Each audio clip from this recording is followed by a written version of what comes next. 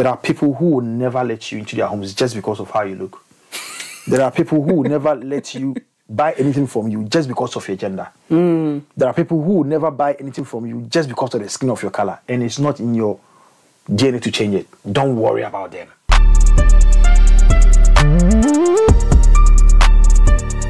Hi everyone, welcome to another episode of Pick and Chat podcast.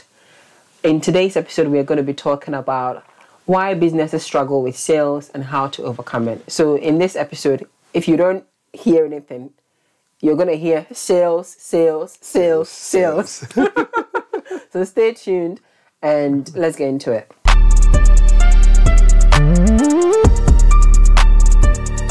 So how we do it in every episode, Dennis is here and he's going to share some gems with us on why businesses struggle and how you can overcome it. So in the last episode, we spoke about setting up a business and we shared a lot of practical tips on how to do that. So definitely check out that episode. There will be time stamps in there as well. So if maybe you want to learn more about pricing, you can literally skip it to that point, or you want to learn more about how to get your first customer, definitely check that out. So after you've set up the business, now we want to talk about keeping the sales going. You know, what causes sales to become stagnant and how to overcome that. Okay, Dennis, so first of all, what can you tell us about sales when it comes to business? Like, is there anything that, you know, let me put it this way. If someone were to ask you, okay, so as a business owner, what is one of the first things that comes to your mind when you think about sales? What would you say to them? Getting money out of what you're selling. Okay. Simply. Getting money out of what you're selling. Whether it's services or it's a product. Okay. Yeah. All right. So looking at sales in businesses, what would usually cause a small business, like, you know, I've started a new cleaning business like we were talking about in the last episode. What would cause sales to stagnate in a business like that? What will I be doing wrong that, you know, I would go from 3 cleaning businesses a week, or sorry, 3 cleaning a week to now I'm even struggling to get customers to pick up my call and to get even just 1 cleaning done a week. What would cause that to happen? Yeah, so the only thing that can cause sales to stop is when the seller or the salesperson stops selling. I don't know if these are quite direct, but that is what it means. Okay. So if you are running any form of business, you have to be actively, proactively, actively, constantly, and consciously, and intentionally selling all the time. Whether it's your persona, whether it's your own brand, whether it's your personal communication skills that you need to improve on, whether it is just improving a product, whether it is just getting good graphics, or whether it is just the packaging. All of these things have to align to make sure money is coming into the business or into your pocket. And that is how it has to happen. So sales should be ongoing from day one to when you sell the business, or when you just clamp up everything and be like, I'm no longer in business. So sales is everything. It goes on all the time and it should never stop. So if the salesperson or the seller stops selling, then there won't be no sales at all. Okay, so it's all about the seller then. Yeah. If the seller stops selling, the business could stagnate. Yeah. Okay. Are there any other things that, as a small business, I shouldn't be doing that could impact on my business sales? Yeah. One thing you should not worry about doing for your business is stepping into competition, sales competition. Okay. It is very bad. So when you want to sell, let's say, what is the most difficult thing to say to sell? Let me just take something like when you want to sell rice, and you see people, you know, really selling rice out there. They are big. Don't go for their customers because you are not selling. You are competing. Right. Okay. What do you have? Who wants it? Somebody is actually selling frogs. Selling frogs to secondary schools, you know, to use as for their lab works. And if someone is able to sell frogs, something as not as tidy and something as I mean, who wants to be handling frogs? But there is a market for it. Yeah, you get it. So don't worry about your competitors. Worry about what you're selling and who wants it. Look, if what you're selling is something that just 10 people want, just find those 10 people and sell. And that is the level, that's your capacity. And that is why, I know I always jump, that is why normally when you are wanting investment or you want investors to invest in your business, they normally ask about what is your TAM, that's total available market. How many people are in this market? Because they want to see how big the business can be and how many people you can sell to. Right. So if your TAM, your TAM, is just 10 people, look for those 10 people. So if you're selling rice, don't go for your competitors' customers. Go for the people who want what you have. Right. Okay, what are they selling? Are they selling jollof rice? Okay, you selling just rice and sauce. Who wants rice and sauce? Don't be advertising or wasting your time about people who want jollof because you're not selling jollof rice. So always go for the people who want what you're selling. And let me give you one key. When you are selling, there are grades of what? Buyers. There are people who will buy the same item for 10 times the price. No matter what, no matter how you reduce it, they will not buy from you because they just want to buy expensive stuff. There are people too who would want to buy what you're offering and your competitor is offering at a cheaper price, and those are the people you want to go to. And I'm going to come to that. That means maybe if you align to one of your questions, I'll show you how to, structure your sales and everything. But we really have a strategy to place yourself in a way that will make you attractive to what your customers are looking for. So one I would say is never be selling to competition. No, look for people who actually want to buy your thing, and that is easy. It makes your work very easy. Okay. So far we've spoken about the seller and not giving into competition when it comes to business sales. Can you say something about discount and promotions as a new business? If let's say for example, I'm doing every week, I'm getting at least 2 to 3 cleanings every week. And then a customer calls and they tell me, oh, I've got 6 houses. I would like you to clean because you clean one of my houses very well. Yeah. I've got an additional 6. I want to give it to you, but I want discount. Can that affect sales? And how do we go about it in a way where we don't dip so much into the profit by giving them discounts, but then we also don't say, oh, no, I can't give discounts and lose out on cleaning 6 houses? Yeah, so it's psychology. This is how it plays. People like things that are exclusive and that no other person can get. So for instance, if I know I buy this for £10 all year round, and I know at some point in the year I can get it for £8, there's a tendency that when that time is approaching and I need to buy it elsewhere, I'll wait. And that's how discount works. That's why you see that in most recent times, almost every shop is doing sales or doing discount sales at every point in time. Why? Because it works. So we cannot sit here and discount that discount doesn't work. It is a very good thing. And it plays on psychology. And one thing with discount is, this is not good for us when we are buying, but it's good for us who are in business and who might be selling. The thing about discount is, no matter how the price of the thing is, the moment you say that it is being discounted, it gets another notch of attention. So if this thing is actually £10 and I tell you it's £15, but I've reduced it to £10, it makes you feel like you are getting the value of 15 for 10. For 10, yeah. So yes, use the word discount as much as you can. If you are actually discounting, no problem. But if you always want to say that this is at a discounted price, that is fine. It works perfectly. Promotions really run. Promotions rather run with what your customers, because what are you promoting? It is when people are already customers that they know this is promotion. For instance, if I spend some money with you, like £100 a month, and I know what I get, and I'm getting the same thing for £70 a month because I'm already a customer, then that is good. There's a very big high-end promotion that goes. So you know about the Birkin's bag? Yeah. You know how to get a Birkin's bag? No. Yeah. So this is what they do. I was talking about exclusivity, how people want to have offers. That is very, peculiar to just a few people or peculiar to just them alone. So before you can get a Birkin's bag, you cannot, no matter how much money you have, you cannot just walk into a shop to get a Birkin's bag. You have to spend with what? Hermes first. I don't know whether it's Hermes or Hermes, but it's what we know. Depending on where you come from, you know how to pronounce it. So when you buy Hermes once, twice, thrice, maybe 4 times, and you spend a good amount of money in the Hermes shops, that is when you get invited. You get invited to spend your own money to buy a Birkin bag. That is exclusivity. Yes. Okay. So what does this mean?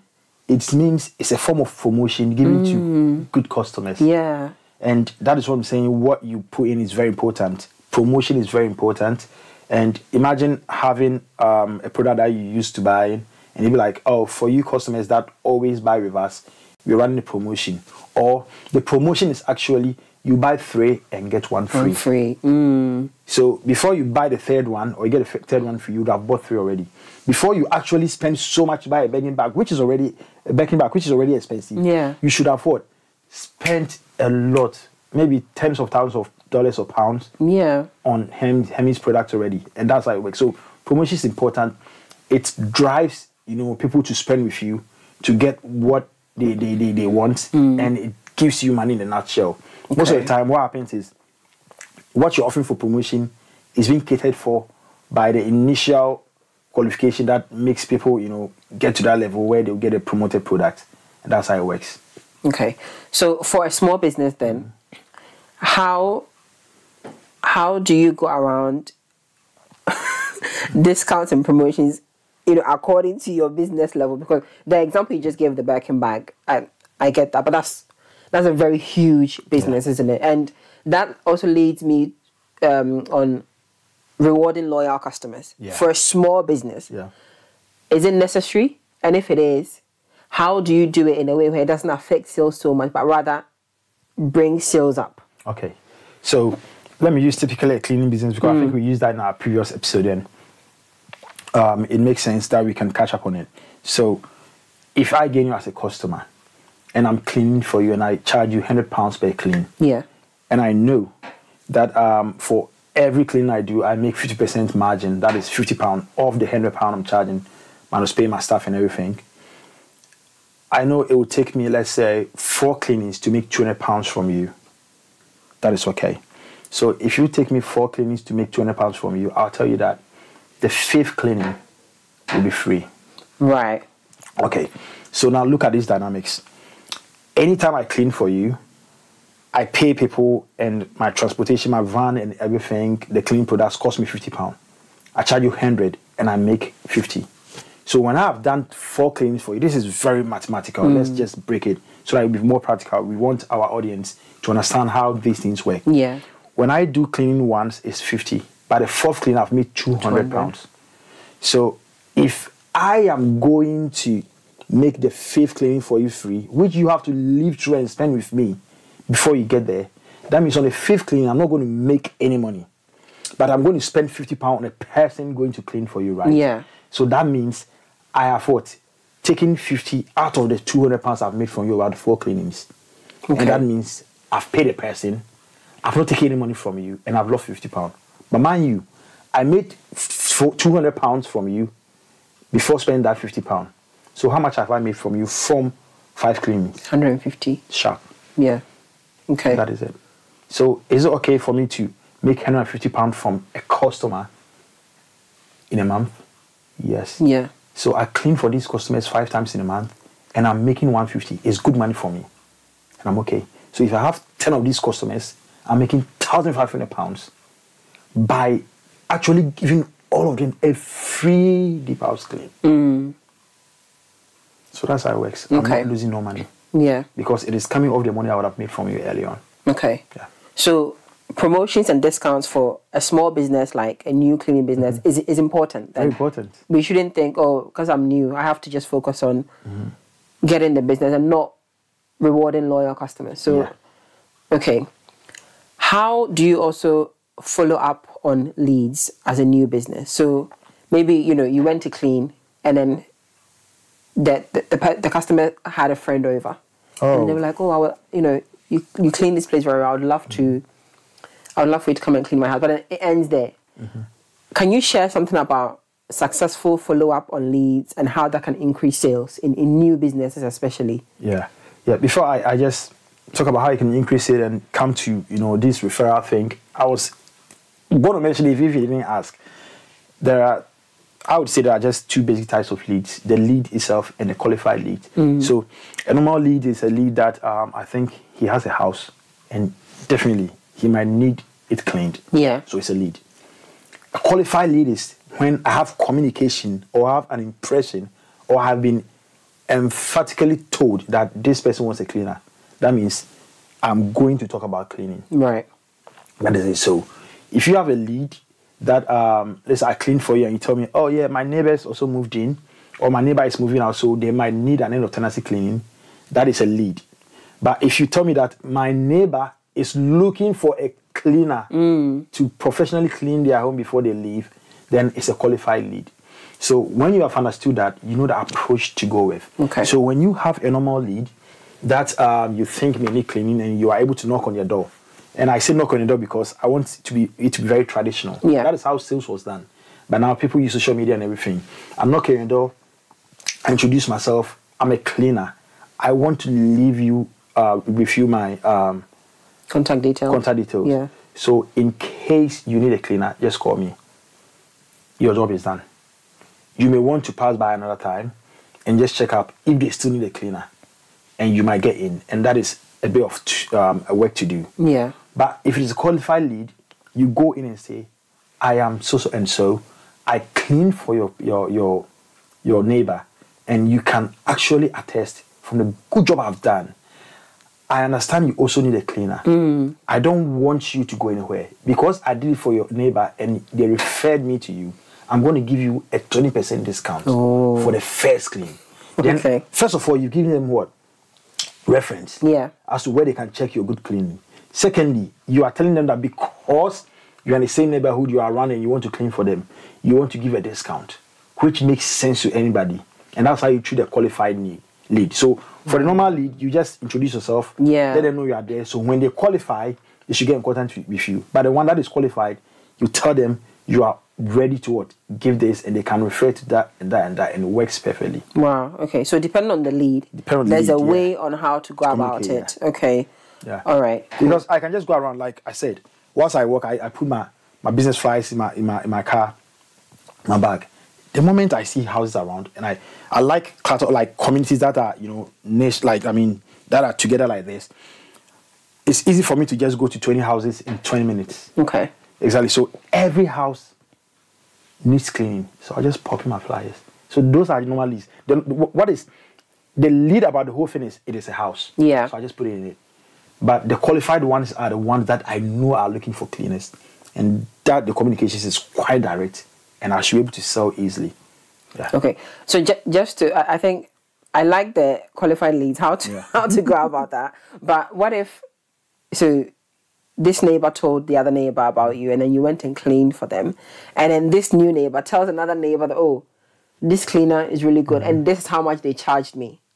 When you go to this next neighbor to clean for them, and they're expecting you to charge the same amount, how do you navigate that? Because obviously they are now a qualified lead, but the information they've been given is this, and this. That's why they're wanting to get in contact with your business. How do you deal with that? So it is you. You have to prove the value you're giving. So, and you have to let them know their level, and you have to let them crave what their neighbor is having. Okay. I've cleaned for your neighbor 5 times, and they referred me to you. If you also let me clean for you 5 times, right, I'll give you that price. So you need to stick to your business principles, regardless of the lead. Okay. I charge your neighbor £150. I'm charging you £200 because the actual charge is £220. Yeah. But your neighbor actually has invited me to clean so many times. I am now giving him or her a reduction. Yeah. For you, I'm giving it to you 200, but not 220 because you are a new person. So I ought to have charged you 220. Yeah. However, if you spend more weeks with me cleaning for you, and if you also refer me to another cleaner, you're going to get up to 150. Right. And that's how it works. Okay. So you are now telling them that they are getting 20% off just because you're in a neighborhood they've been referred. You are telling them that you can check with your neighbor the good work you've done. You are telling them that if they are actually going to stick with you for a period of time, you are also going to reduce it for them. You are also telling them that if they are able to refer you, they are going to get a further reduction. So now you have sales agents that you don't know. Look at these softwares. They'll be like Monzo Bank, those banks, send this to your colleague. If they set up and deposit £100, we are going to give you £10. Yeah. It is that cost as a business, but they know how much they are going to make off any customer refer to them, who actually says to them, and maybe in the future tends to even let their salaries through their accounts, start taking overdrafts, and they get interest on whatever money they give them, start making money off them. And that's how it works. So you should be able to ask people to sell for you without you actually asking them to sell for you. By reducing the amount of money you give. Look, Monzo would normally give you cash for giving you a customer, but you are not even giving cash. You are still going to take cash from them and take part of their cash and give back to them as payback for them giving you that customer. So before you realize, you got so many salespeople on the ground who are selling for you, and you don't have to do all the job. Right. And you only pay them when they have done the job for you. And that's how you do it. Yeah, that's good. We hope you're learning something about sales. So, we've spoken about you, the seller. Yeah. You shouldn't stop selling. We've spoken about discounts and promotions, rewarding loyal customers.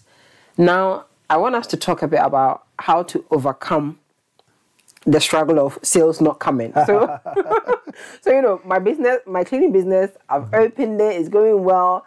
Through referrals and through qualified leads, I've gotten about 10, 15 customers now.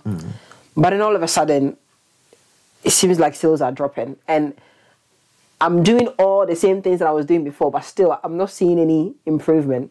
How do I overcome that? Because I don't know what to do next. I'm doing all the things that I need to do. I'm following up on leads. I'm literally going to doors, knocking on them and telling them, I cleaned for this neighbor a few weeks ago. But things are not improving. How do I overcome that struggle with sales? So, if things are not improving, it is just because you've hit your benchmark. Okay. So, for instance, if I have 10 contracts in the whole of Leicester, there is only as many contracts that I can get. If I hit that mark, that is it. Okay. So, if the whole of Leicester is just 10 contracts, that is all I have. And that is why the total available market of your niche or of your industry is very important. So, it could be, let's be honest, it could be that what you're selling, let's say I'm selling jollof. It's a typical African thing. And I live in a community where there are only 150 Africans. And I'm already maxing out and selling like 90 bowls a day. That is very hardcore. Yeah. To have a total available market of 150 people and selling 90, you are selling to more than half of the people every day. There. So, I mean, statistics should show me that I'm hitting the benchmark. Because out of these 150 people, how many of them want to eat jollof in a day? So if I'm selling to 90 people, that means I'm almost like doing the most. So that could be a reason why you are capped.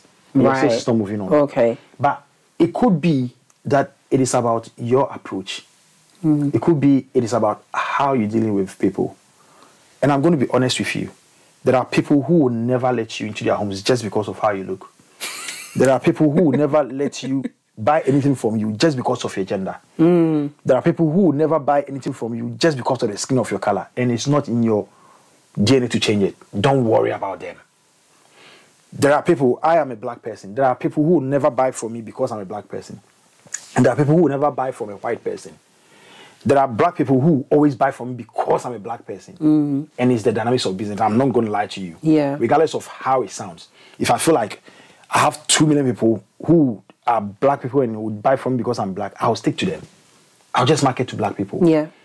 If I think it's white people that like my product, I would. It's Asians that like my product, I would just sell to them. So that's how business works. You have to understand what you're selling.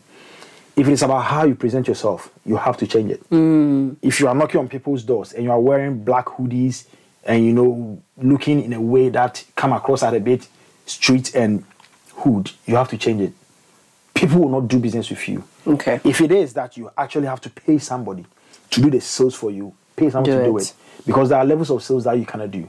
For me, you cannot put me onto a big, some big enterprise sales. I'm not there yet. I've not tried it. I'm going to fail. But if you put me on small business skills, selling small businesses to people, I will do it easily. You get it? So these are the things you have to understand. It could be that your market has been capped. You've hit your threshold. You cannot go any further. It could be that it is just how or what you have that is not working. Yeah. But the most important thing that you have to look at when your sales is not going on is your product.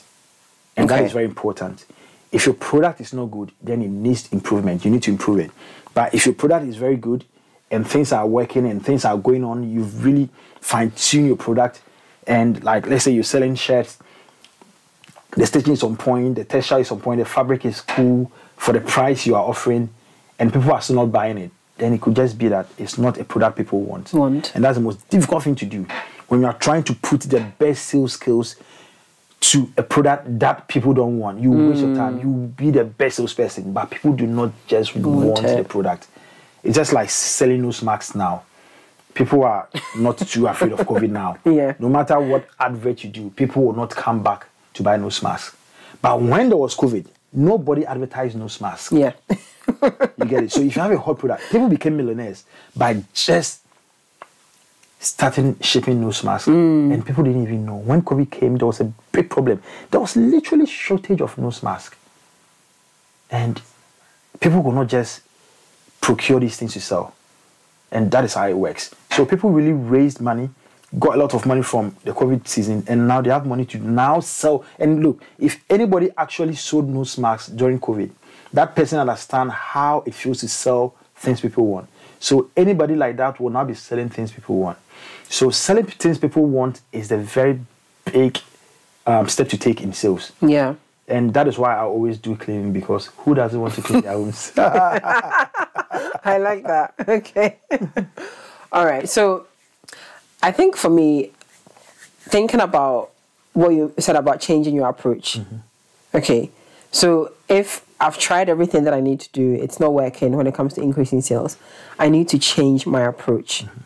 And you've mentioned, even if you need to hire someone to do the sales for you, do that. That's fine. But is there anything else that I can do in terms of leveraging or upscaling even myself to help with increasing sales? Sorry, because if I'm a new cleaning business, I may not have the money to go and hire someone to do the sales for me. So starting off as a new business, what can I do when it comes to taking a different approach? So, you mentioned about little things like even changing how, your look, even if it means dressing differently to go into certain neighborhoods to advertise your cleaning business. That's fine. But is there anything else that I could do? I'm just trying to think, especially around the area of hiring a sales agent. What could I do in terms of, working on my skills to help with the sales before I get to the point of actually having the money to hire someone else to do that? So I think you are just asking me to really to go in a bit more. Go into how to really sell. Let's have a conversation. What have you been up to lately? Working. You've been working? Mainly. You basically come back from work around 6, 5 and you are tired. You need to take off your husband and everything. Okay, that's fine. It's very tiring. I've also been working, so I know how it works. So, what are your free times? When you're free, what do you do? Read. I like reading. So I spend a bit of time reading. Working on content for social media. And volunteering at my church as well. How does it feel to be able to do the things you really love doing? It feels good. When I'm doing them, I don't feel as tired as when I'm working. Perhaps you might get some tea, some hot tea, and just be sitting, reading your stuff, just getting inspiration for your content, and sit behind the camera and do, And it's very worrying. And if nothing happens, that's why everybody won't do, isn't it? And maybe if you get some time, you get some good meal, you visit a restaurant and nice places that you want to be to. So your time means a lot for you. So does that mean you do the most you can to get these times for yourself? Right. Okay. And so how is it like taking care of your home, family, with all the mess, cleaning bathrooms, just getting up and down? It's a task you also need to do. And have you always had to juggle between that and having your cool time to do your content and reading? To be honest with you, if I could pay for someone to clean for me, I would. Exactly. So I'm selling to you. So you see, that's how it works. I've been able to make you appreciate the time you have. I'm not selling to you cleaning, but now I've sold to you how luxurious it is for you not to clean. Because now you feel like, okay, if somebody can come to my house and take me £40 a week and get these things done, whilst I don't need to think about cleaning, this is how it feels. So when you're selling, you don't sell the product. You sell the convenience and the luxury and the experience it gives people. So now I've been able to dig into your mind to tell you the things you want reading. So I've let you picture the dopamine rush you get when you start reading, you get inspiration for your content, you jot it down on your tablet, and now you sit down, you get your camera, you take a bath, you take your tea. This is how life is. Yeah. And when people think about life, they don't think about cleaning. They think about what makes them feel good, isn't it? That should be a quote that needs to go Yeah. on X. Yeah. When you think about life, you don't think about cleaning. You think about what makes you feel good. You don't think about death. Yeah. You think about happiness. You don't think about sickness. You think about health. Yeah. You get it? And that's what people think about. So the moment I put your attention on how it feels to do without cleaning, then I tell you how cleaning is going to take this happiness from you. And I ask you for £40 to just do your house on a standard clean, not deep one. And one thing with me is, if I'm cleaning your home for deep cleaning, it's expensive. But when I'm doing standard, it's easy because I'm coming regularly to always touch up. So it's easy for me to what? The house is not even too dirty when I come back in the next week. So now I put you on a recurring revenue. I set you my Stripe account. Then I put you on recurring revenue. Every week it's going to go off £40. And your house is going to be what? Spotless. Your bathrooms are going to be, the skills are going to go, those ladder, everything is going to go by every Saturday. And you still have time to do this. And I have you on recurring revenue. I'm making £40 every week for you for 52 weeks. That's and funny. I have 20 of you. That is how we make money. So when you are selling, sell the experience. Let the people communicate to you. And previously, I was just telling you about just putting your flyers. Now it's not working. So now I get to know you.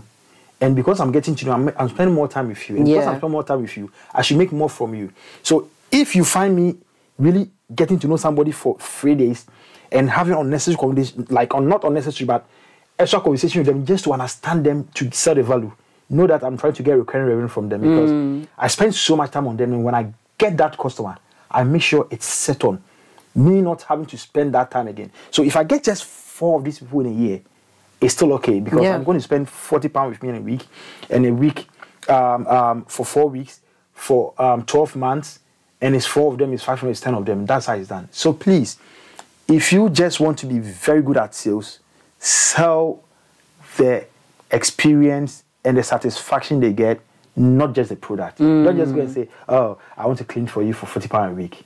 Let them understand that this is how they're going to feel if they do not clean every week and they just lose just £40.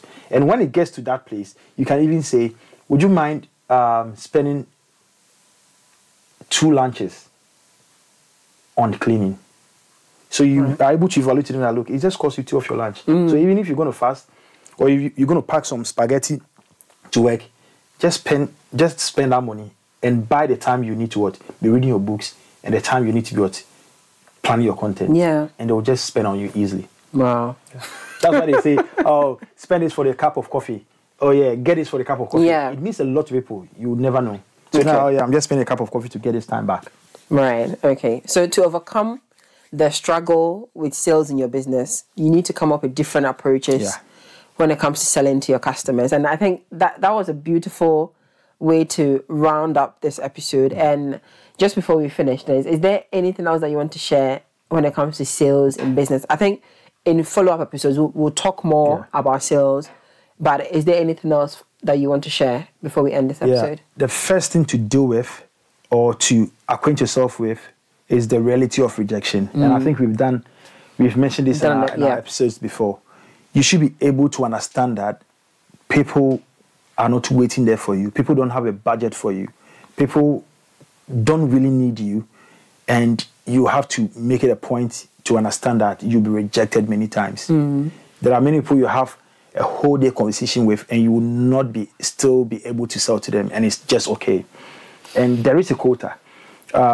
If you talk to 10 people and you get 1 person, it means your percentage is 10%. So talk to 100 people and you get what? 10 people. 10 people. And that's why these salespeople call you all the time. They bang on the phone and just call you. The moment you just tell them off, they go away. They don't care.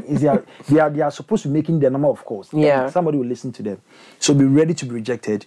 Be ready to understand how rejection feels like. And your understanding of the fact that you'll be rejected makes it very easy for you. So if I'm coming to you to sell to you, all I know is either yes or no. And I'm going to go through many no's to get just that 1 yes. And when I get it, I put it down and go for the next yes. So be ready for rejection. Understand how to deal with rejection. If you need to read books, read books. Otherwise, if you are a man, start proposing to women, and you know how it feels. Yes, just get out there and be trying your luck and just be asking girls out, and you know how rejection feels like. For women, it's very difficult. That's just by the way, but just understand that you'll be rejected a lot and deal with it. It's not because you're a bad person. It doesn't make you stupid or anything. It means that you are out there and you are going to make it. Right. Okay. Thank you for that. Yeah. We hope you've enjoyed this episode, and we can't wait to see you in our next episode. Take care. Bye. Bye.